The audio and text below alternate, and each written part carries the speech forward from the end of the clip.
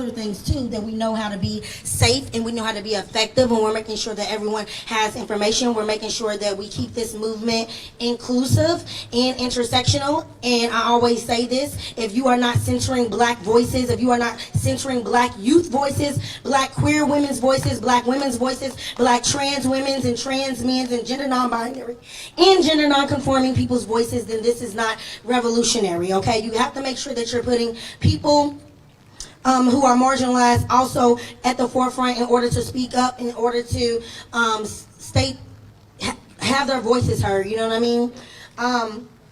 As a lesbian person, it's very important for me to, and as I see so many Black women, so many queer folks, so many trans people on the front line and putting their bodies on the line, possibly at risk for being a target, dying at the hands of police, all type of police brutality and all that shit. I just think that it's very important for us to center those voices and learn how we can all work together. So at my trainings, you're definitely going to learn how you can be more inclusive and make sure that you're including all Black people in your movement. And that means the ones that you're attracted to and the ones that you're not attracted to, okay? That means Black drug dealers. That means Black people with 5 baby daddies and 20 baby mamas. That means Black people who are sex workers. That means Black strippers. That means Black people who ain't never stepped foot on college. That means Black artists. That means Black people who are in corporate America. That means every Black body is who we're fighting for. So if you're excluding anyone from that movement, okay, that means people who started this shit 35 days ago and people who've been doing this shit for 10 plus years, you know what I mean?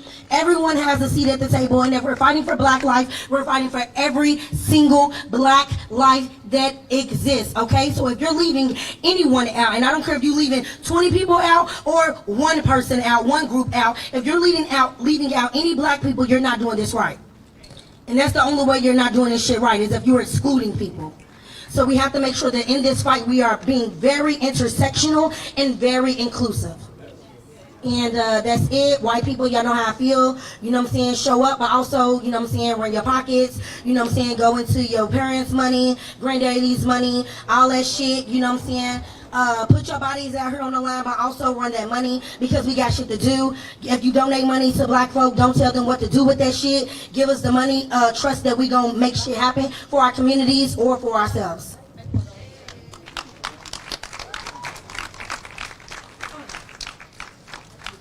Again, that was Talisha Wilson. If y'all are not following her, she is a pillar in the community. Oh, you are short, Tala. Dang, hold on. All right. Yeah, I can't. She's a pillar in the community. She's been doing this for 10 plus years. I follow a lot of her ways. She's taught me a lot. Again, her direct action trainings, go to them. I mean, you'll learn a lot. They're amazing. And like you said, you're going to eat good, you're going to have a good time, and you're going to learn. And that's the most important thing in this movement, in this revolution, is learning.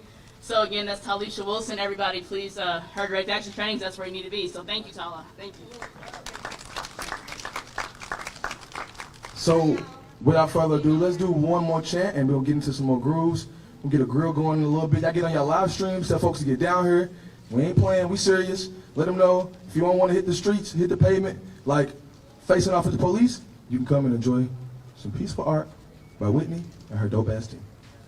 What we gonna be on? As a matter of fact, where'd Tala go? She's trying to creep off. I want a Black woman to come do Assata Shakur. Does any Black woman out here know Assata Shakur's chant? I wanted to ask you, but you over here.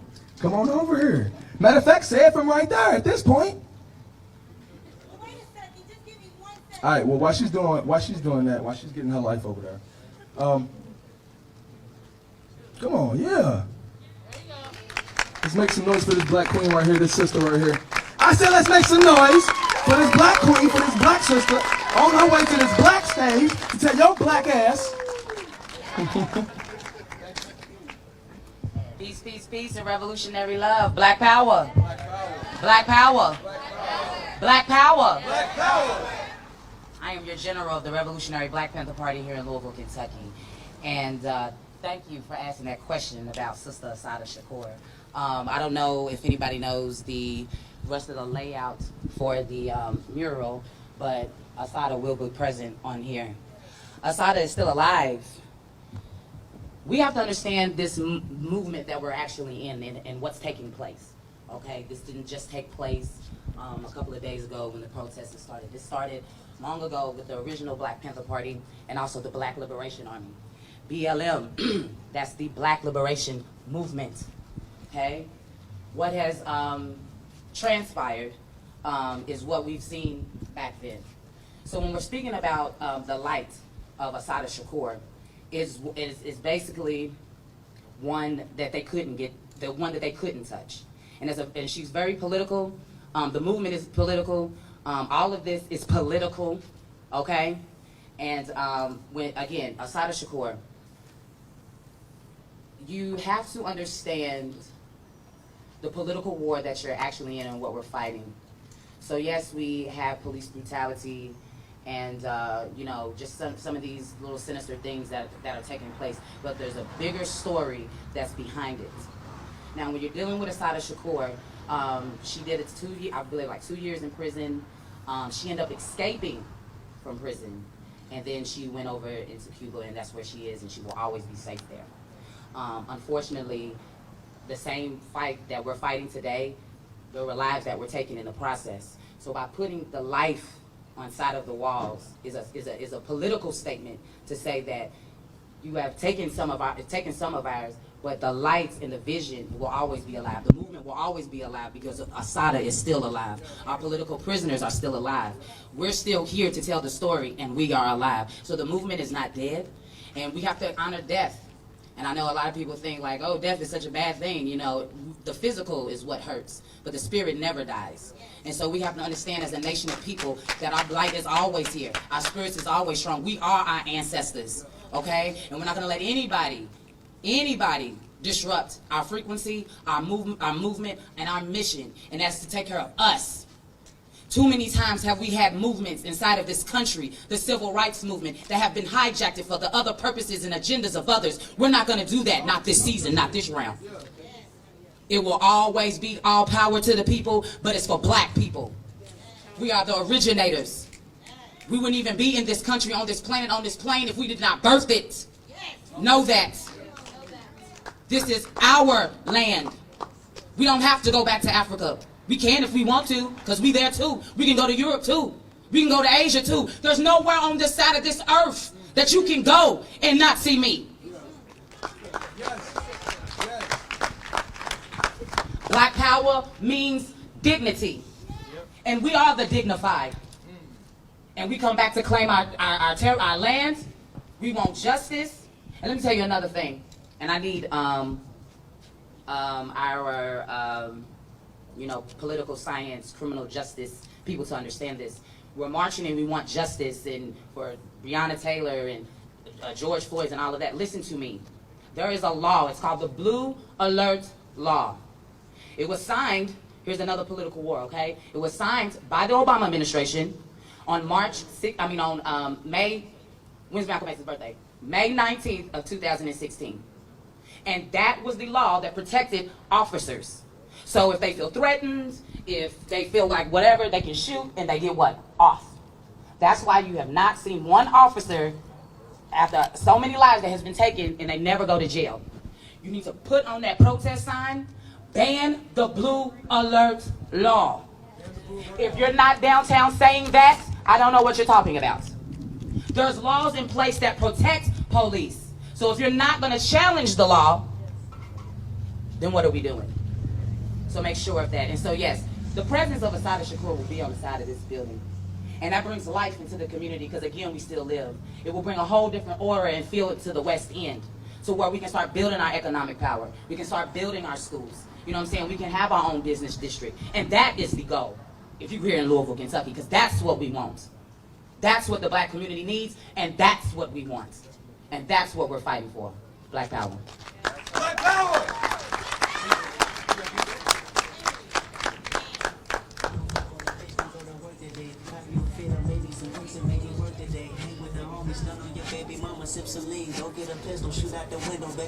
All right, we want to thank again our sister from the Black Panther Party. I'm going to bring Talisha Wilson back up to do the Assata Shakur chant. I need all the black women, especially all my sisters, to come up and repeat this chant after Talisha Wilson, please. All right, do me a short. You know, I like my shit short, cute. You know, short as shit. Put your fist up for me. And I just want to, it's a call and response. I just want everyone to repeat. The fuck? Repeat after me. See, that's what I'm saying. I'm not even going. No, y'all trying to bamboozle.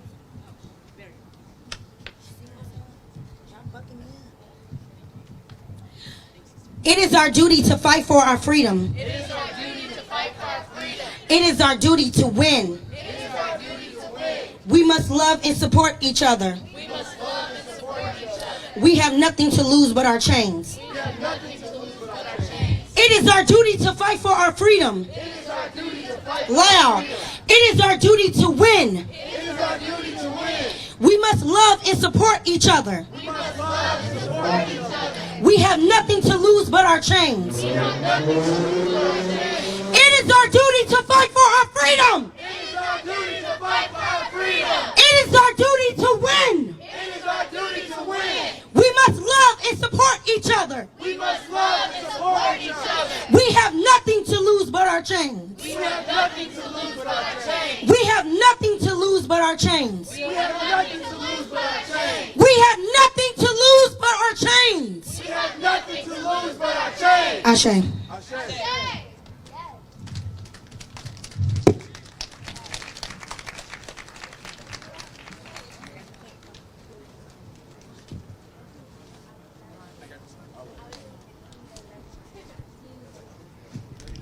How y'all feel out there? How y'all feeling out there? Come on, man. We just got all that power spoken into us. How do y'all feel out there? We're gonna get some more music popping. We're gonna try to get this grill going here. So all the grills are going. Look. So as soon as y'all smell them aromas, just start approaching. Grab some food. There's some cookies back there, some chips, hand sanitizer. There are plates, cold Gatorades, cold waters. Social distance, but introduce yourself to somebody that you don't know, somebody that you didn't come with, somebody that you didn't ride with. Touch your elbow, touch and agree, say, hey, that's you, that's me, and we're just gonna rock out.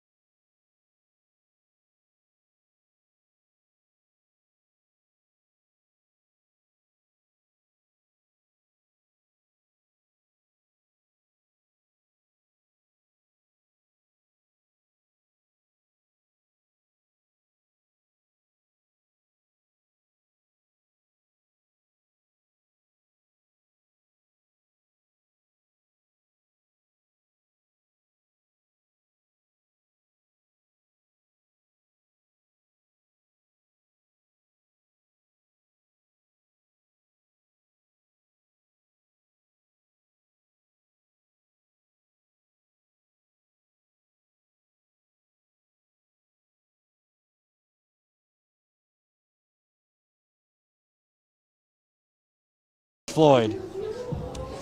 And there still hasn't been justice. 1 out of 3 police officers involved in shooting into Breonna Taylor's home have been arrested. Nobody's been charged with anything. They're investigating, but that investigation has taken quite a long time. So that's what's going on here. So after we spoke with Ja'Cory, he said, go check out the mural. And you see here, hashtag spray their names, kind of a play off of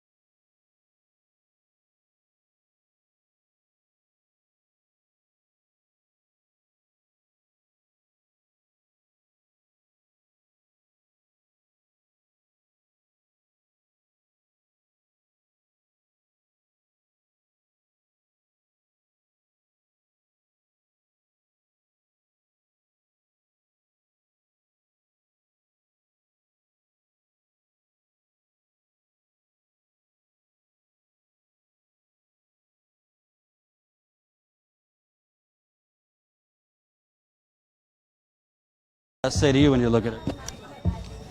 It's exactly what she just said, that these are constant reminders of what exactly they have to keep fighting for. And also, too, I think in a larger sense, when police do this to us, they think that we just accept it. And it's like, no, we deify the people who you take from us. You know, you make us stronger. So I think this is exactly what this symbolizes. And yeah, the art and expression is very important to keep people focused on what they're fighting for. So, and oh, they had a little opening there, so let's walk over here.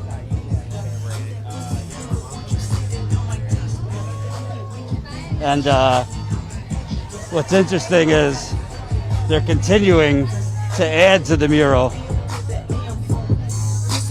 So over here, they're adding to the mural. You got, I can't breathe, I can't breathe, I can't breathe. So they're still kind of evolving and adding to the mural. So yeah, basically, we interviewed Ja'Cory about a half hour ago. We came down here, check out the mural. We're going to probably do some interviews tomorrow, too. There's been protests here in Louisville for basically weeks, so we expect to see some protests possibly tomorrow, the next day, so we'll be covering those. This is kind of, a bit of a community get-together, so we wanted to show you some of it. But you could already tell just from being in Louisville for a short time, we've only been here an hour, you could already tell that the community is definitely engaged, and yeah, looking to continue protesting, calling for change in the police department, calling for more investment. So let me see if I can talk to anyone else.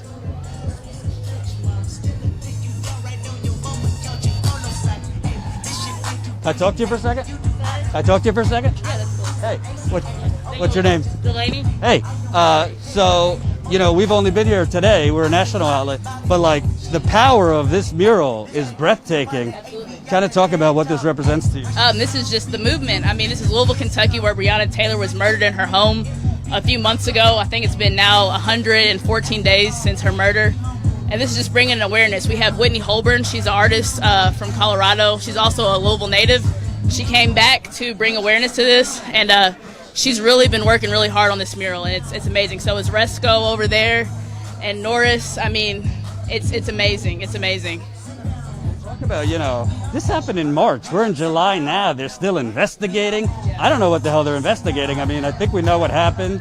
The witnesses have been spoken to. Kind of talk about, does this feel like, in general, the typical police dragging their feet, kind of placating the black community? Yeah. Why is there no justice yet? Absolutely. I mean, that's what's been going on around the country. I think that's why we're kind of seeing a global movement and a nationwide uprising, because the injustices, they don't stop. They're constant. The issue with Breonna Taylor, I think it made a huge statement when the mayor decided to back the police.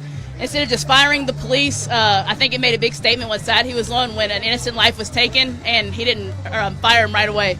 Regardless of many implications around the case, she was asleep in her bed, and she was shot 8 times. So when he didn't immediately fire them, I think that kind of made the statement like he's not with the black community, he's with the police and their ill tactics. So it's been hard. It's been hard to see that.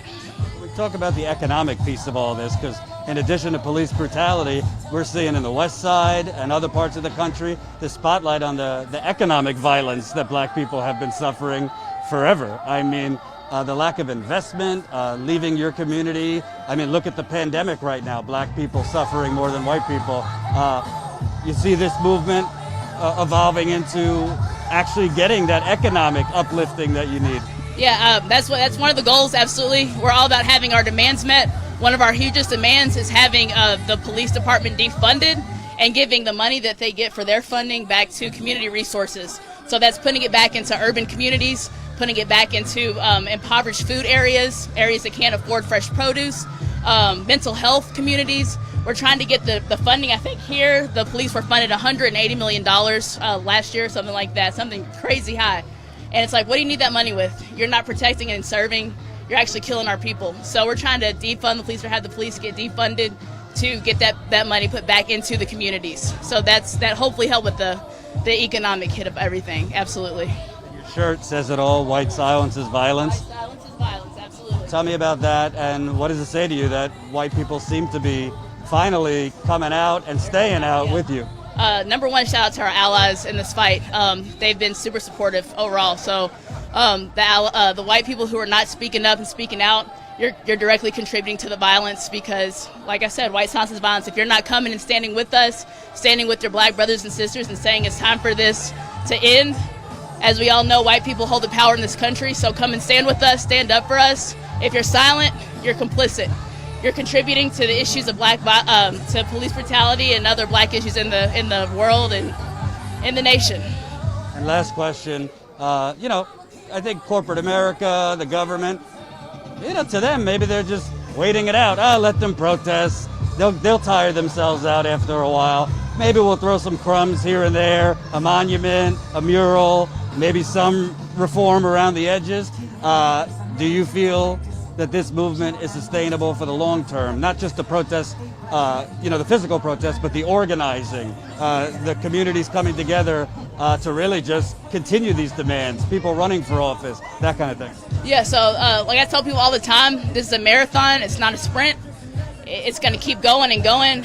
Myself, my group specifically, No Justice, No Peace Louisville, I'm one of the founders and leaders of that group. We welcome all ages and we want everybody to come in. We specifically contribute to young adults and the youth, people who are 30 and under, and we're not going to stop. Like I said, it's no justice, no peace. We'll keep going and going and going. Like I said, it's not a sprint. It's a marathon, and we're not going to get tired. Until we get our justice, we're going to stand up. We're going to fight back. This is the revolution right now. Right now is the revolution, and we're not going to stop. We're not stopping. What's your name? My name is Delaney. Thank you, Delaney. Appreciate it. Yeah.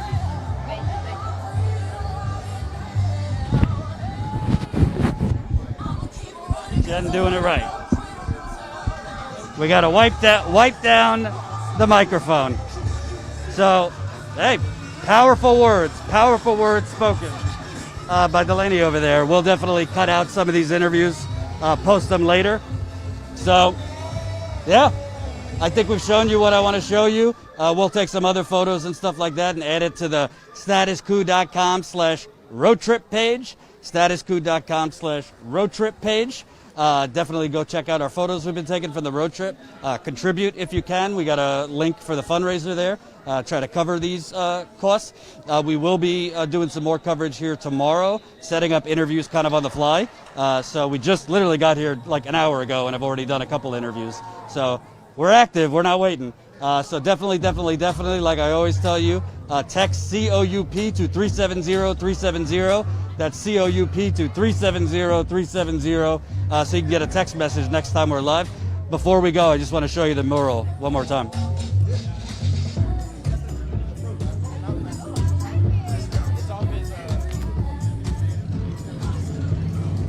So right there, once again, beautiful portrait of Breonna. Hashtag spray their names. I'm going to get more information on the others that are with her. I know David McAtee is up there.